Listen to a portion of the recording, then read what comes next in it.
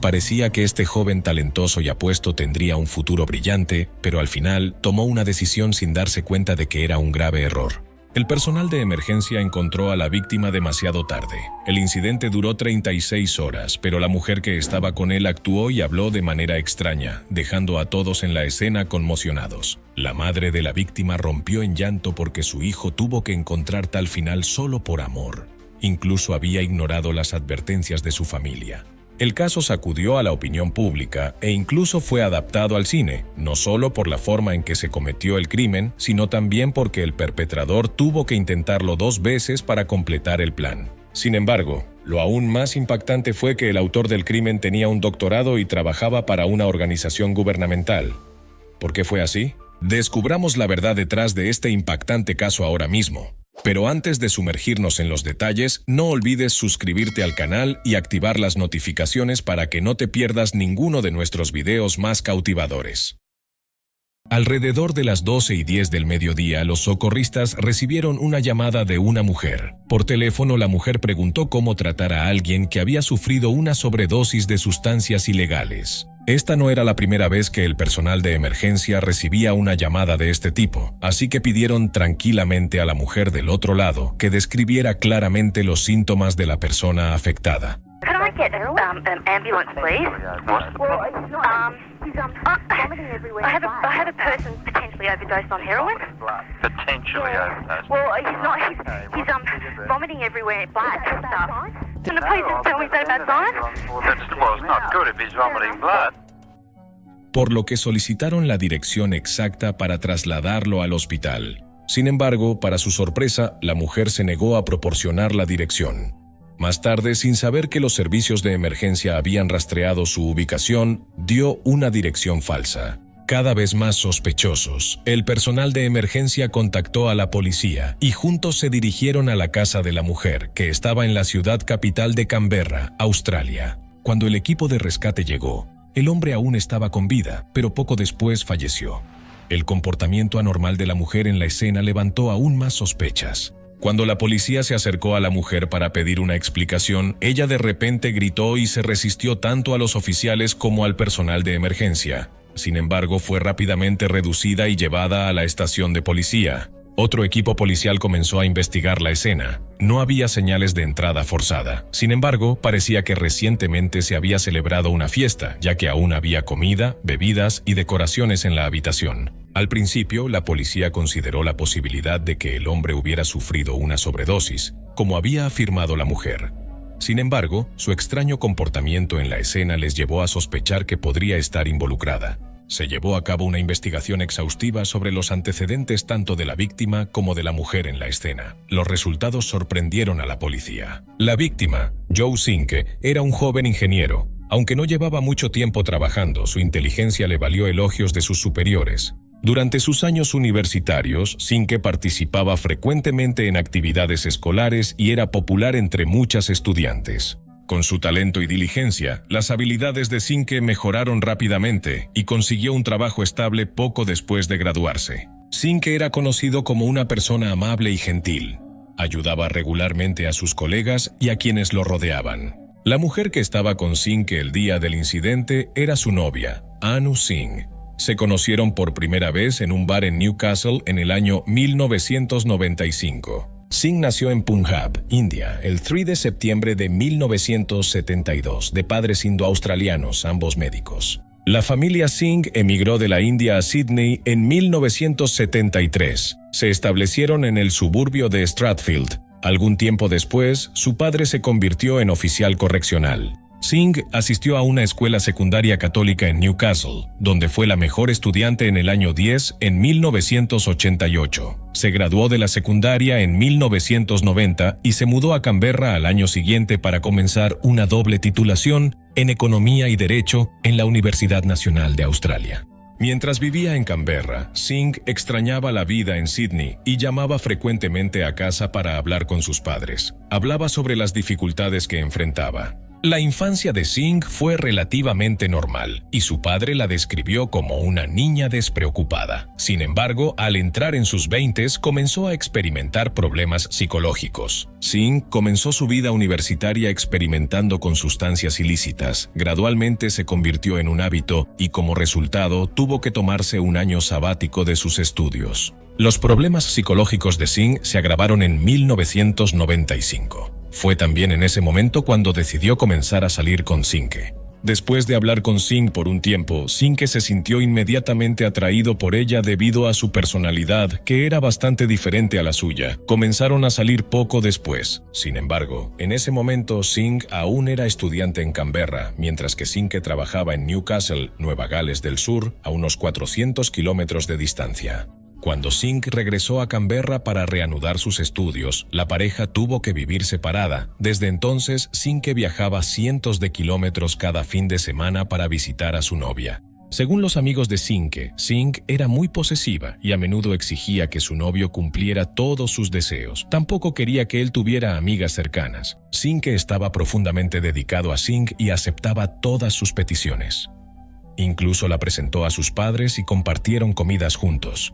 También se tomaron fotos conmemorativas. Sin embargo, después de un tiempo, los padres de Sinke notaron cambios en su hijo y comenzaron a preocuparse de que su relación no fuera saludable. Comenzaron a desagradarle Singh. La madre de Sinke le advirtió que no dejara que Singh lo controlara con sus constantes exigencias. Sin embargo, él le rogó a su madre que no lo hiciera elegir entre su familia y su novia. Dijo que necesitaba a Singh en su vida. Finalmente, después de muchas discusiones con su madre, Sinke decidió alejarse de su familia y renunció a su trabajo para mudarse a Canberra y vivir con Singh. La relación entre Singh y Sinke se mantuvo fuerte durante todo 1996. En ese momento parecían ser la pareja perfecta a los ojos de quienes los rodeaban. Sinke era un ingeniero civil talentoso y Singh era una estudiante de la Universidad Nacional de Australia. Ambos eran atractivos e inteligentes. Siempre parecían alegres y felices cuando estaban juntos. Sin embargo, pocas personas sabían que las cosas no eran como parecían. Detrás de la apariencia pacífica había frecuentes discusiones, conocidas solo por algunos de los amigos cercanos de Sinke. Después de completar su investigación sobre los antecedentes de Singh y Sinke y su relación, la policía continuó recopilando más pruebas y declaraciones de testigos. En este punto, un amigo de Sinke reveló información sorprendente. Según este amigo, después de mudarse con Singh, Sinke comenzó a notar grandes problemas en su novia. Singh sufría de problemas estomacales y luchaba contra un grave trastorno alimentario, impulsado por una obsesión con su peso y apariencia. Pasaba gran parte de su tiempo haciendo dieta y en el gimnasio. Sin embargo, debido a una dieta a largo plazo y sin supervisión, Singh se volvió demacrada y comenzó a mostrar muchos síntomas inusuales. Experimentaba cambios emocionales erráticos, como tristeza frecuente y cambios de humor inexplicables, y a veces incluso sentía reacciones extrañas en su cuerpo. Estos síntomas preocupaban cada vez más a Sinke y a sus amigos por la salud de Singh. Incluso la propia Singh creía que padecía una enfermedad física grave. Posteriormente, Singh visitó a un médico tras otro, todos los cuales realizaron numerosas pruebas, pero ninguno pudo encontrar nada físicamente malo en ella, excepto por su bajo peso. Todos sus resultados fueron normales. Algunos médicos sugirieron que Singh debería ver a un psicólogo, pero ella insistió en que no tenía nada. Incluso se enfadaba ante cualquier sugerencia de que sus problemas fueran de naturaleza psicológica. A pesar de su éxito académico, Singh comenzó a faltar a clases, evitaba a la gente y en ocasiones sentía odio hacia cualquiera que le hablara. En mayo de 1997, Singh creía tener una enfermedad grave. Durante un periodo de inestabilidad emocional, les dijo a sus amigos que se sentía enojada porque Sinke no estaba afectado y que tenía pensamientos de hacerle sufrir problemas de salud similares. Sin embargo, sus amigos advirtieron que ese era un comportamiento peligroso y completamente inaceptable tanto moral como legalmente. A pesar de eso, Singh permaneció fría y sin emociones. Después de que numerosas pruebas médicas dieran negativo para las afecciones graves que temía, Singh comenzó a creer que su condición podría ser una reacción a una droga que anteriormente le había dado Sinke, la cual, según él, podía afectar el metabolismo. Singh había tomado la droga después de las comidas, aunque no era recetada. Creía que este uso indebido del medicamento contribuyó al deterioro de su salud. Después de hablar con su hija, los padres de Singh le aconsejaron que viera a un psicólogo capacitado, pero ella se negó. También comenzó a enfadarse con Singh, creyendo que él era la causa de su empeoramiento. Según un amigo, hubo una ocasión en la que oyó a Singh mencionar que quería hacer daño a varias personas. Su exnovio, luego a Singh e incluso a algunos médicos a quienes culpaba por no haber diagnosticado correctamente su enfermedad. A través de la investigación, la policía descubrió que en septiembre de 1997, Singh comenzó a contarle a algunos amigos su deseo de Ainti y que llevaría a cabo el plan con su novio. Inicialmente, Singh consideró un método extremo que podría poner en peligro la vida de otros y pensó en usar un arma que poseía legalmente. Sin embargo, cambió de opinión después de que alguien le sugiriera un enfoque menos violento. La policía identificó rápidamente al vendedor que le proporcionó la sustancia. Según su testimonio, después de comprar medio gramo de lo que vendía, Singh volvió a comprar otro gramo. Cuando se le preguntó por qué necesitaba tanto, Singh dijo que lo usaría con otra persona. Basándose en las pruebas recopiladas, la policía realizó un interrogatorio a Singh y le pidió una explicación. Esta vez, ella no guardó silencio y confesó voluntariamente sus acciones. Durante el interrogatorio policial, Singh declaró que a finales de septiembre de 1997 organizó una fiesta, llamándola una reunión de despedida para amigos. Todos los que asistieron sabían el propósito de la fiesta, excepto Singh. Cuando terminó la fiesta esa noche, Singh cayó en un sueño profundo después de beber alcohol. En ese momento, Singh puso silenciosamente en marcha su plan usando objetos que había preparado con antelación. Sin embargo, Singh fracasó porque no usó correctamente la sustancia, por lo que solo una pequeña cantidad entró en el cuerpo de Singh. Él aún se despertó a la mañana siguiente, aunque se sentía algo mal. Un amigo de Singh, al darse cuenta de que Singh seguía bien después de la fiesta, decidió instarla a abandonar el plan. Incluso le dijo que la denunciaría a la policía si no se detenía. A pesar de esto, Singh le dijo tranquilamente al amigo que no se entrometiera. Incluso lo amenazó diciendo que, si la policía descubría el incidente, afirmaría que él estaba involucrado. Después de resolver el problema con su amigo, Singh continuó planificando otra fiesta. Esta vez recibió ayuda de su amiga cercana Madhavi. En octubre, Madhavi invitó a conocidos tanto de ella como de Singh a asistir a una fiesta en la casa de Singh y les dijo que se cometería un crimen. Estos asistentes, que generalmente despreciaban la ley, se mostraron entusiasmados al respecto. Ese día, Singh organizó en secreto que Singh fuera drogado con una sustancia inductora del sueño mezclada en su bebida. Esta vez, Madhavi ejecutó el plan en nombre de su amiga para asegurarse de que nada saliera mal. La gran cantidad de Ainti hizo que Singh entrara en estado crítico.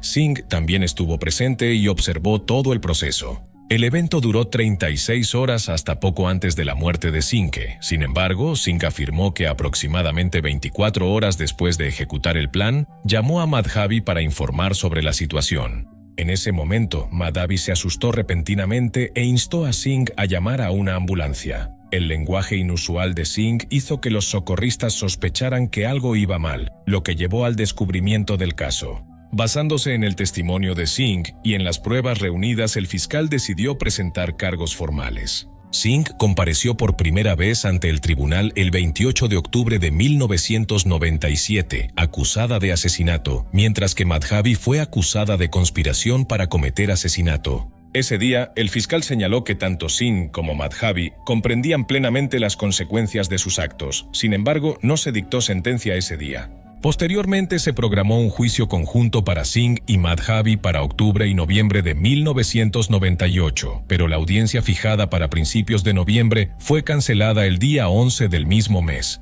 El juicio fue cancelado porque el juez Ken Crispin declaró que una de las pruebas era problemática, ya que no estaba claro si se dirigía contra Singh o Madhavi. Para el segundo juicio, Singh eligió ser juzgada solo por un juez, renunciando a su derecho a un jurado. El juez Ken Crispin dictaminó que Singh y Madhavi debían ser juzgadas por separado en aras de la equidad. Singh solicitó libertad bajo fianza en diciembre de ese año, citando pruebas psiquiátricas de un trastorno de personalidad. La fiscalía disputó esta evidencia. En el juicio de 1999, la defensa de Singh presentó pruebas de que sufría una enfermedad mental. Sin embargo, los fiscales llamaron a un testigo experto que testificó que Singh había parecido racional y decidida la noche en que fue arrestada. Tras varias audiencias, el 23 de abril, el juez Ken Crispin declaró a Singh culpable de homicidio involuntario y la sentenció al día siguiente a 10 años de prisión, con un periodo mínimo sin libertad condicional de 4 años. La madre de Singh estaba extremadamente insatisfecha con la corta sentencia que recibió Singh y presentó una apelación, la cual fue finalmente rechazada. En el juicio posterior de Madhavi, fue absuelta inesperadamente de varios cargos graves y solo fue responsabilizada por delitos menores. Singh fue puesta en libertad condicional en octubre de 2001 tras cumplir 4 años, incluyendo el tiempo bajo custodia desde 1997. Más tarde, Singh fue devuelta a prisión en abril de 2004 por incumplir las condiciones de su libertad condicional, pero fue liberada nuevamente el 5 de agosto de 2004 tras apelar con éxito, argumentando que su reencarcelamiento se debió a un error de un investigador. Algunos creían que la sentencia para Singh fue demasiado indulgente, ya que solo cumplió 4 años a pesar de la muerte de la víctima. Incluso hubo sospechas de que su padre había usado sus conexiones para ayudarla. Sin embargo, lo que sorprendió aún más a muchos fue que Singh incluso obtuvo un doctorado a pesar de sus acciones pasadas. Singh completó una maestría en criminología en la Universidad de Sydney mientras salía durante el día del centro correccional de Emu Plains para asistir a clases. En junio de 2005, el Parlamento de Nueva Gales del Sur expresó su preocupación por el empleo de Singh en el centro comunitario de Cabramatta. Sin embargo, más tarde se tranquilizó al público afirmando que Singh no estaba involucrada en tareas sensibles y que principalmente realizaba funciones administrativas. El Centro Correccional de Emu Plains también declaró que su empleo formaba parte de un proyecto temporal. En 2010, Singh comenzó su investigación en la Facultad de Derecho de la Universidad de Sydney y en 2012 recibió un doctorado por su tesis titulada Mujeres delincuentes hacia una mayor comprensión de los caminos de las mujeres hacia y desde el crimen en Australia. La tesis de Singh describía 5 caminos principales que llevaban a las mujeres prisioneras al crimen: infancias inestables, abuso sexual y físico, consumo de drogas, marginalidad económica y enfermedades mentales. Una versión revisada de la tesis de Singh fue publicada como libro electrónico en 2016. Algún tiempo después, Singh participó en una entrevista exclusiva durante la cual expresó su deseo de reunirse con los padres de Cinque. Específicamente, Singh declaró que no deseaba reunirse con los padres de Cinque para pedir perdón ni nada por el estilo, sino simplemente para decir que realmente lamentaba todo lo que había sucedido.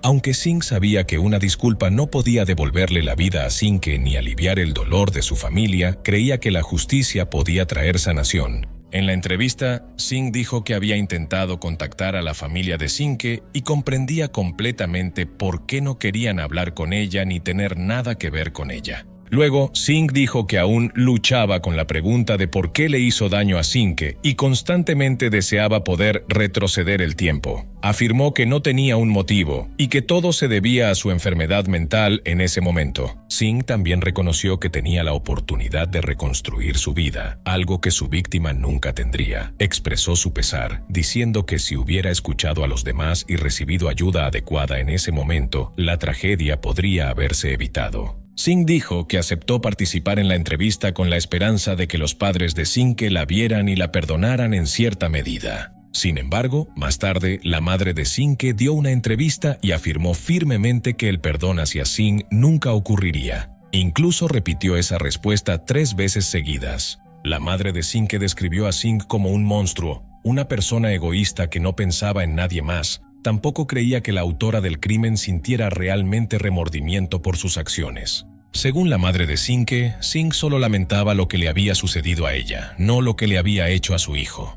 Mientras tanto, el caso de Singh ha sido adaptado por varios autores y cineastas. El ejemplo más famoso es el libro Joe Singh's Consolation de Helen Garner, publicado en 2004, el mismo mes en que Singh fue liberada de prisión. Ese libro es un relato ampliamente difundido del crimen y juicio de Singh, así como de la reacción de la familia de Singh. Después del lanzamiento del libro, Singh participó en varias entrevistas, recordando sus memorias del caso y expresando su pesar por haber rechazado la solicitud de entrevista de Helen Garner. Dijo que quería aclarar varias inexactitudes del libro. En 2012, el libro de Helen Garner fue adaptado al cine bajo la dirección de Sotiris Dounoucos, un nativo de Canberra. Sotiris Dounoucos había estudiado Derecho en la Universidad Nacional de Australia aproximadamente al mismo tiempo que Singh. Por lo tanto, el caso de Singh tenía un peso emocional personal para el director. La película, también titulada Joe Singh's Consolation, se estrenó en cines el 13 de octubre de 2016 y recibió muchas críticas positivas. Singh fue interpretada por la actriz Maggie Nauri y el papel de Singh fue interpretado por Jerome Meyer. Incluso ahora, cada vez que se menciona el caso de Singh y Singh, muchas personas siguen decepcionadas con la sentencia que recibió la autora del crimen en su momento. ¿Qué opinas tú del veredicto? Déjanos un comentario para compartir tu opinión. Gracias por escuchar la historia de hoy. No olvides darle like al video y suscribirte para conocer más casos impactantes en nuestro canal. Si tienes alguna pregunta, no dudes en dejar un comentario debajo del video. Gracias y hasta la próxima.